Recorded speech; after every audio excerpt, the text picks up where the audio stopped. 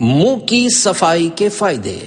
الحمدللہ رب العالمین والصلاة والسلام علی خاتم النبیین، اما بعد فاعوذ باللہ من الشیطان الرجیم، بسم اللہ الرحمن الرحیم۔ منہ کی صفائی کے فائدے، یہ مضمون امیر اہل سنت دامت برکاتہم العالیہ کی کتاب فیضان سنت جلد اول صفحہ 285 تا 301 سے لیا گیا ہے۔ دعائے عطار، یا رب المصطفیٰ، جو کوئی 14 صفحات کا رسالہ منہ کی صفائی کے فائدے پڑھ یا سن لے، اس کا ظاہر و باطن ستھرا فرما اور اس کو ماں باپ اور خاندان سمیت جنت میں بے حساب داخلہ نصیب فرما، آمین بجاہ خاتم النبیین صلی اللہ علیہ وآلہ وسلم۔ درود شریف کی فضیلت، فرمان آخری نبی صلی اللہ علیہ وآلہ وسلم، اے لوگو، بے شک بروز قیامت اس کی دہشتوں یعنی گھبراہٹوں اور حساب کتاب سے جلد نجات پانے والا شخص وہ ہوگا جس نے تم میں سے مجھ پر دنیا کے اندر بکثرت درود شریف پڑھے ہوں گے۔ صلو علی الحبیب صلی اللہ علی محمد۔ خلال، کھانا کھانے کے بعد کسی لکڑی یا تنکے سے خلال کرنا سنت ہے۔ بعض اسلام بھائی خلال کے لیے ماچس کی تیلی کا بارود اکھیڑ کر پھینک دیتے ہیں۔ ایسا نہیں کرنا چاہیے کہ اس طرح بارود ضائع ہوتا ہے، کسی اور تنکے سے خلال کر لیا جائے۔ خلال کی اہمیت سے احادیث کریمہ مالا مال ہیں، چنانچہ حضرت ابو ہریرہ رضی اللہ عنہ فرماتے ہیں، سرکار مدینہ صلی اللہ علیہ وآلہ وسلم نے ارشاد فرمایا، جو شخص کھانا کھائے اور دانتوں میں کچھ رہ جائے، اسے اگر خلال سے نکالے تو تھوک دے اور زبان سے نکالے تو نگل جائے۔ جس نے ایسا کیا اچھا کیا، اور نہ کیا تو بھی حرج نہیں۔ کرامن کاتبین اور خلال نہ کرنے والے، حضرت ابو ایوب انصاری رضی اللہ عنہ فرماتے ہیں کہ حضور سید دو عالم صلی اللہ علیہ وآلہ وسلم ہمارے پاس تشریف لائے اور فرمایا، خلال کرنے والے کتنے عمدہ ہیں۔ صحابہ کرام علیہم رضوان نے عرض کی، یا رسول اللہ صلی اللہ علیہ وآلہ وسلم، کس چیز سے خلال کرنے والے؟ فرمایا، وضو میں خلال کرنے والے اور کھانے کے بعد خلال کرنے والے۔ وضو کا خلال کلی کرنا، ناک میں پانی چڑھانا اور انگلیوں کے درمیان خلال کرنا ہے، جبکہ کھانے کا خلال کھانے کے بعد ہے۔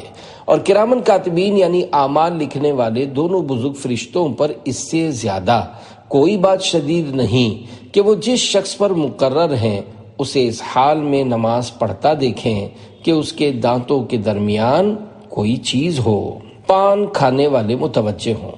میرے آقا اعلی حضرت امام اہل سنت امام احمد رضا خان رحمت اللہ علیہ فرماتے ہیں، پانوں کی کثرت سے عادی، خصوصاً جب دانتوں میں فضا یعنی گیپ ہو، تجربے سے جانتے ہیں کہ چھالیا کے باریک ریزے اور پان کے بہت چھوٹے چھوٹے ٹکڑے اس طرح منہ کے اطراف اور اکناف میں جاگیر ہوتے ہیں، یعنی منہ کے کونوں اور دانتوں کے کھانچوں میں گھس جاتے ہیں کہ 3 بلکہ کبھی 10-12 کلیاں بھی ان کے تصفیہ تام یعنی مکمل صفائی کو کافی نہیں ہوتی۔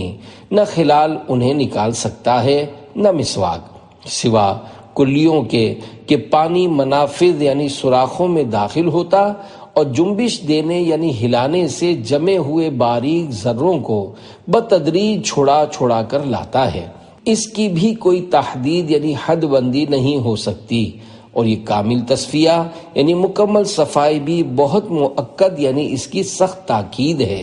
متعدد احادیث میں ارشاد ہوا کہ جب بندہ نماز کو کھڑا ہوتا ہے، فرشتہ اس کے منہ پر اپنا منہ رکھتا ہے، یہ جو پڑھتا ہے اس کے منہ سے نکل کر فرشتے کے منہ میں جاتا ہے۔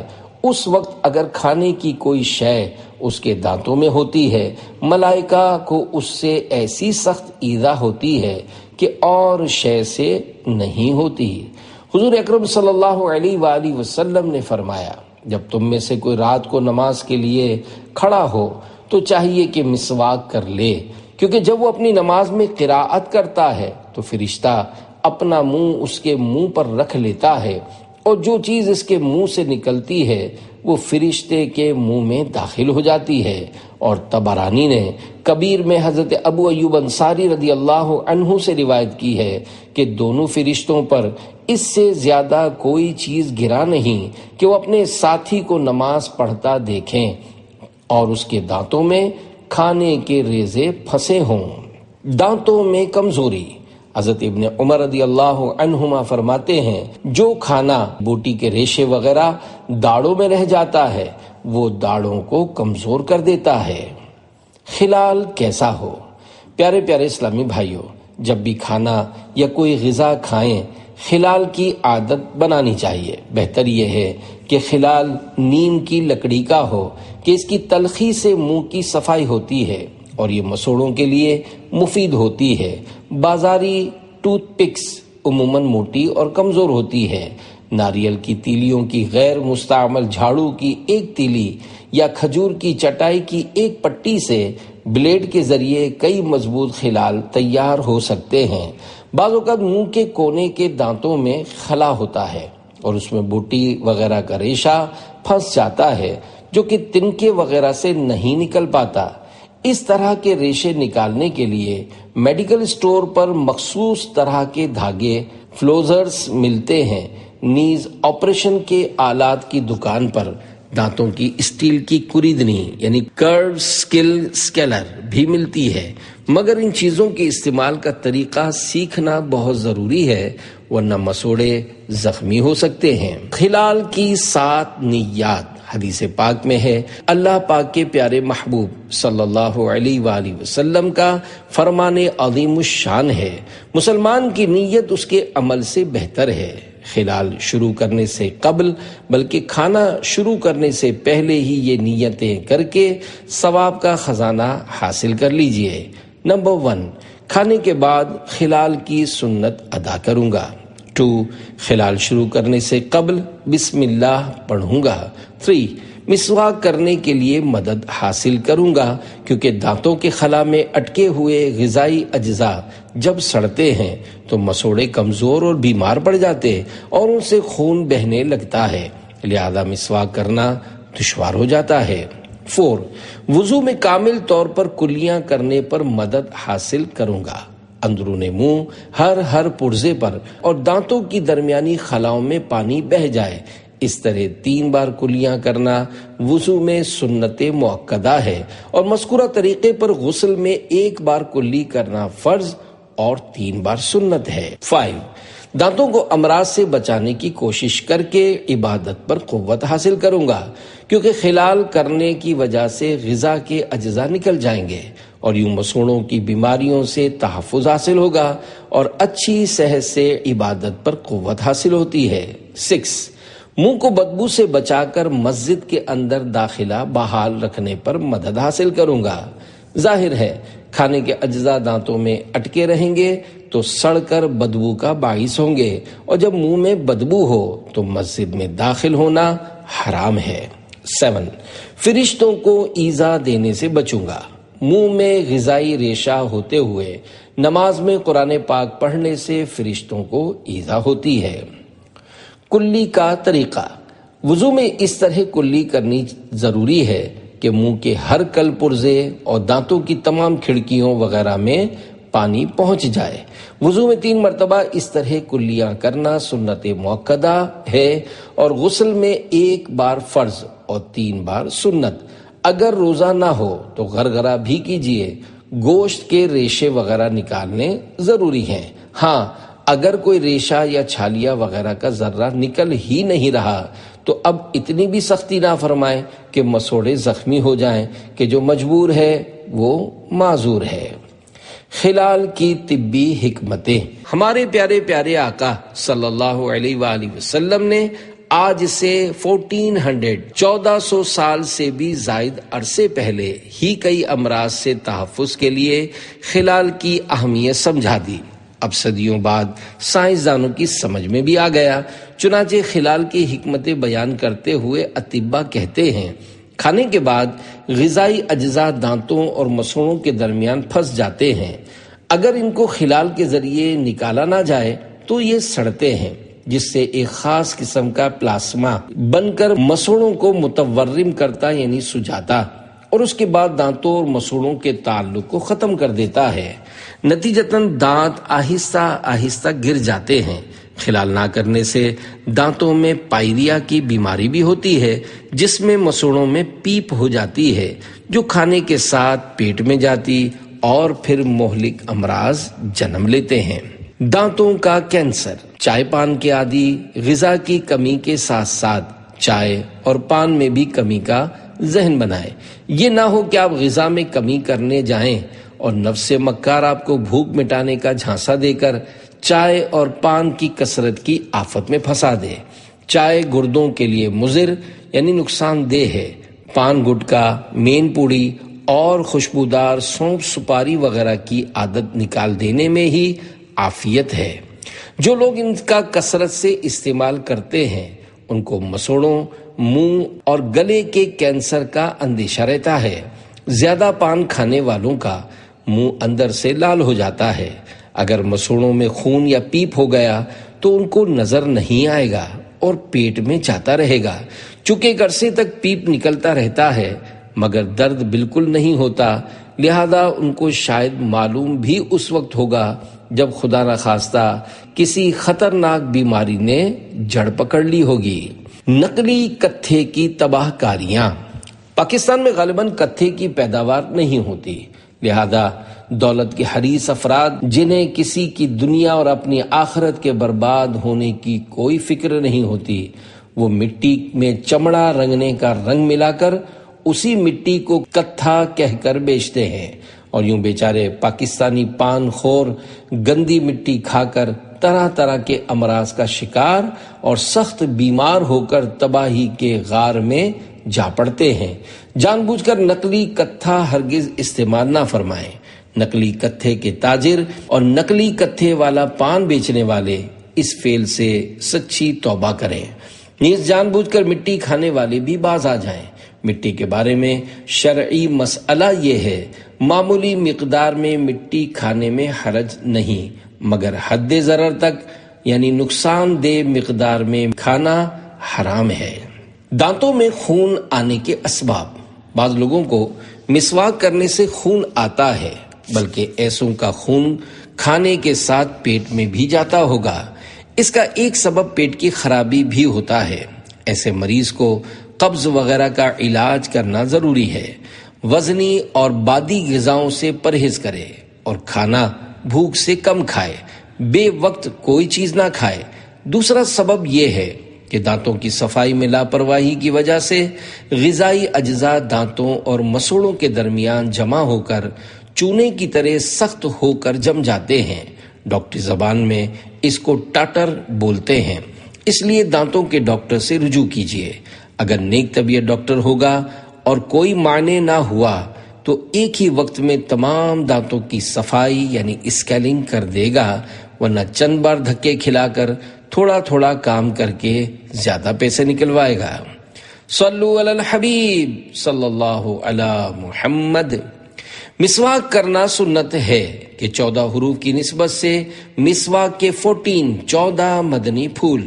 یہ مدنی پھول فیضان سنت جلد اول اور رسالہ مسواک شریف کے فضائل سے جمع کر کے پیش کیے جا رہے ہیں۔ نمبر 1، مسواک پیلو یا زیتون یا نیم وغیرہ کڑوی لکڑی کی ہو۔ مسواک کی موٹائی چھنگلیاں یعنی چھوٹی انگلی کے برابر ہو۔ 2، مسواک ایک بالش سے زیادہ لمبی نہ ہو ورنہ اس پر شیطان بیٹھتا ہے۔ 3، اس کے ریشے نرم ہو کہ سخت ریشے دانتوں اور مسوڑوں کے درمیان خلا یعنی گیپ کا باعث بنتے ہیں۔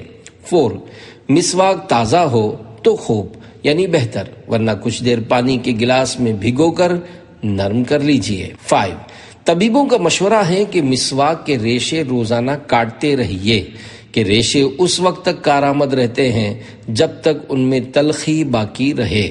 6، دانتوں کی چوڑائی میں مسواک کیجئے۔ 7، جب بھی مسواک کرنی ہو کم از کم 3 بار کیجئے، ہر بار دھو لیجئے۔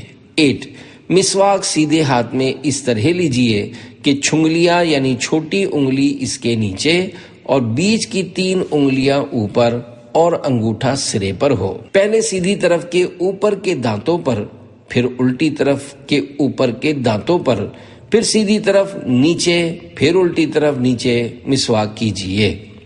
9، چت لیٹ کر مسواک کرنے سے تلی بڑھ جانے، اور 10، مٹھی باندھ کر کرنے سے بواسیر ہو جانے کا اندیشہ ہے۔ 11، مسواک وضو کی سنت قبلیہ، یعنی مسواک وضو سے پہلے کی سنت ہے، وضو کے اندر کی سنت نہیں، لہذا وضو شروع کرنے سے قبل مسواک کیجیے، پھر 3 بار دونوں ہاتھ دھوئیں اور طریقے کے مطابق وضو مکمل کیجیے۔ البتہ سنت موقدہ اسی وقت ہے جب کہ منہ میں بدبو ہو۔ عورتوں کے لیے مسواک کرنا بی بی عائشہ کی سنت ہے۔ 12، ملفوظات اعلیٰ حضرت میں ہے، عورتوں کے لیے مسواک کرنا ام المومنین حضرت عائشہ صدیقہ رضی اللہ عنہا کی سنت ہے، لیکن اگر وہ نہ کریں تو حرج نہیں۔ ان کے دانت اور مسوڑے بنسبت مردوں کے کمزور ہوتے ہیں، ان کے لیے مسی یعنی دنداسا کافی ہے۔ جب مسواک ناقابل استعمال ہو جائے۔ 13، مسواک جب ناقابل استعمال ہو جائے تو پھینک مت دیجیے کہ یہ اعلیٰ ادائے سنت ہے، کسی جگہ احتیاط سے رکھ دیجیے یا دفن کر دیجیے، یا پتھر وغیرہ وزن باندھ کر سمندر میں ڈبو دیجیے۔ تفصیلی معلومات کے لیے مکتبۃ المدینہ کی بحر شریعت جلد اول صفحہ 294 تا 295 کا مطالعہ کیجیے۔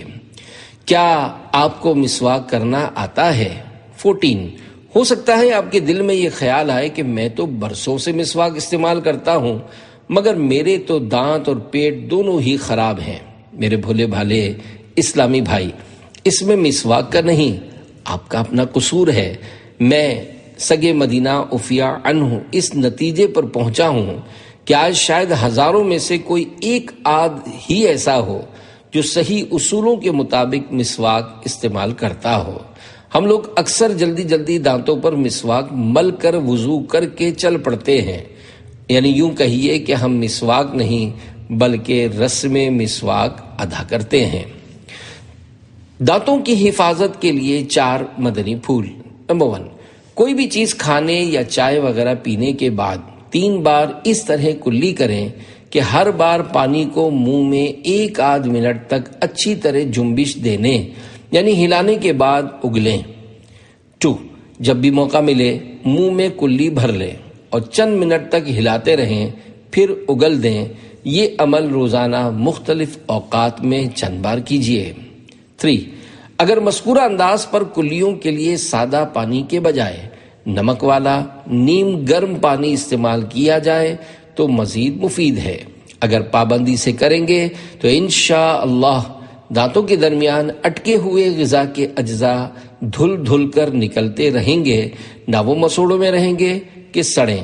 انشاءاللہ اس طرح کرنے سے مسوڑوں میں خون کی شکایت بھی نہ ہوگی۔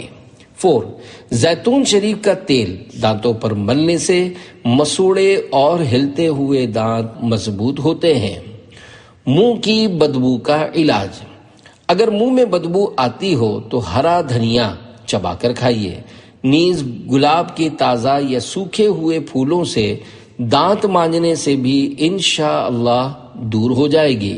ہاں، اگر پیٹ کی خرابی کی وجہ سے بدبو آتی ہو تو کم خوری کی سعادت حاصل کر کے بھوک کی برکتیں لوٹنے سے انشاءاللہ ٹانگوں اور بدن کے مختلف حصوں کے درد، قبض، سینے کی جلن، منہ کے چھالے، بار بار ہونے والے نزلے، کھانسی اور گلے کے درد، مسوڑوں میں خون آنا وغیرہ بہت سارے امراض کے ساتھ ساتھ منہ کی بدبو سے بھی جان چھوٹ جائے گی۔ بھوک سے کم کھانے میں 80% امراض سے بچت ہو سکتی ہے۔ تفصیلی معلومات کے لیے فیضان سنت کے باب پیٹ کا قفل مدینہ کا مطالعہ فرمائیے۔ اگر نفس کی حرص کا علاج ہو جائے تو کئی امراض خود ہی ختم ہو جائیں۔ رضا نفس دشمن ہے دم میں نہ آنا، کہاں تم نے دیکھے ہیں چندرانے والے۔ منہ کی بدبو کا مدنی علاج۔ یہ درود شریف موقع بہ موقع ایک ہی سانس میں 11 مرتبہ پڑھ لیجئے، انشاءاللہ منہ کی بدبو زائل ہو جائے گی۔ اللہم صلی وسلم علی النبی الطاہر۔ ایک سانس میں پڑھنے کا طریقہ۔ ایک ہی سانس میں پڑھنے کا بہتر طریقہ یہ ہے کہ منہ بند کر کے آہستہ آہستہ ناک سے سانس لینا شروع کیجیے اور جتنا ممکن ہو اتنی ہوا پھیپھڑوں میں بھر لیجیے۔ اب درود شریف پڑھنا شروع کیجیے۔ چند بار اس طرح مشق کریں گے تو سانس ٹوٹنے سے قبل انشاءاللہ مکمل 11 بار درود شریف پڑھنے کی ترکیب بن جائے گی۔ مذکورہ طریقے پر ناک سے گہرا سانس لے کر ممکن حد تک روک رکھنے کے بعد منہ سے خارج کرنا صحت کے لیے انتہائی مفید ہے۔ دن میں جب بھی موقع ملے، بالخصوص کھلی فضا میں، روزانہ چند بار تو ایسا کر ہی لینا چاہیے۔ مجھے یعنی سگے مدینہ عفیہ عنہ کو ایک سن رسیدہ حکیم صاحب نے بتایا تھا کہ میں سانس لینے کے بعد آدھے گھنٹے تک یا کہا 2 گھنٹے تک ہوا کو اندر روک لیتا ہوں اور اس دوران اپنے ورد و وظائف بھی پڑھ سکتا ہوں۔ بقول ان حکیم صاحب کے سانس روکنے کے ایسے مشاق یعنی مشق کر کے ماہر ہو جانے والے لوگ بھی دنیا میں ہوتے ہیں کہ صبح سانس لیتے ہیں تو شام کو نکالتے ہیں۔ 5 خوشگوار منہ۔ سرکار مدینہ صلی اللہ علیہ وآلہ وسلم کا ایک عظیم معجزہ ملاحظہ فرمائیے، جس کی برکت سے 5 خوش نصیب صحابیات رضی اللہ عنہن کے منہ ہمیشہ کے لیے خوشبودار ہو گئے۔ چنانچہ حضرت عمیرہ بنت مسعود انصاریہ رضی اللہ عنہا فرماتی ہیں کہ ہم 5 بہنیں حضور اکرم صلی اللہ علیہ وآلہ وسلم کی خدمت معلم میں بیعت کرنے کے لیے حاضر ہوئیں۔ حضور صلی اللہ علیہ وآلہ وسلم اس وقت قدید یعنی خشک کیا ہوا گوشت تناول فرما رہے تھے۔ حضور صلی اللہ علیہ وآلہ وسلم نے ایک پارائے قدید یعنی قدید کا ٹکڑا چبا کر نرم کر کے ہم کو عطا فرمایا، تو ہم میں سے ہر ایک نے تھوڑا تھوڑا کر کے کھا لیا۔ اس کی برکت سے مرتے دم تک ہمارے منہوں سے ہمیشہ خوشبو ہی آئی۔ موسلا دھار بارش۔ پیارے پیارے اسلامی بھائیوں، دعوت اسلامی کی دینی ماحول سے ہر دم وابستہ رہیے، سنت اور اجتماع میں شرکت فرمایا کیجیے، انشاءاللہ آخرت کی بے شمار بھلائیاں ہاتھ آئیں گی، بلکہ دنیاوی پریشانیاں بھی دور ہوں گی۔ عاشقان رسول کے قرب میں انشاءاللہ دعائیں بھی قبول ہوں گی۔ مسلمانوں کے چوتھے خلیفہ حضرت مولا کائنات علی المرتضی شیر خدا رضی اللہ عنہ سے روایت ہے کہ مکی مدنی سرکار صلی اللہ علیہ وآلہ وسلم نے ارشاد فرمایا، الدعاء سلاح المؤمن وعماد الدین ونور السماوات والارض، یعنی دعا مومن کا ہتھیار ہے اور دین کا ستون ہے اور زمین و آسمان کا نور ہے۔ بالخصوص سفر میں دعا رد نہیں کی جاتی، اور اگر عاشقان رسول کا مدنی قافلہ ہو پھر تو کیا ہی بات ہے۔ چنانچہ دعوت اسلامی کے عاشقان رسول کا سنتیں سیکھنے سکھانے کا ایک مدنی قافلہ نکیال کشمیر پاکستان میں سفر پر تھا۔ مقامی لوگوں نے دعا کی درخواست کرتے ہوئے بتایا کہ نکیال کے مسلمان عرصہ دراز سے برسات کی نعمت سے محروم ہیں۔ چنانچہ مدنی قافلے والوں نے اجتماعی دعا کی ترکیب کی۔ نکیال کے کافی مسلمان شریک ہوئے۔ دن کا وقت تھا، دھوپ نکلی ہوئی تھی۔ عاشقان رسول نے گڑ گڑا کر رقت انگیز دعا شروع کر دی۔ الحمدللہ دیکھتے ہی دیکھتے ابر رحمت چھا گیا، گھنگھور گھٹائیں امن آئیں اور موسلا دھار بارش برسنے لگی۔ خوشی کے نعرے بلند ہونے لگے، لوگ بارش میں شرابور ہو گئے۔ دعوت اسلامی کی محبت اور مدنی قافلے والے عاشقان رسول کی عقیدت سے حاضرین کے قلوب مالا مال ہو گئے۔ دعوت اسلامی والوں پر اللہ پاک کے اس عظیم کرم کا کھلی آنکھوں سے مشاہدہ کرنے کے سبب کافی اسلامی بھائی دعوت اسلامی کے دینی ماحول سے وابستہ ہو گئے اور نکیال میں دعوت اسلامی کے دینی کام کی دھوم دھام ہو گئی۔ قافلے میں ذرا مانگے آ کر دعا، ہوں گی خوب بارشیں قافلے میں چلو، عاشقان رسول لے لو جو کچھ بھی پھول، تم کو سنت کے دے قافلے میں چلو۔ صلو علی الحبیب صلی اللہ علی محمد۔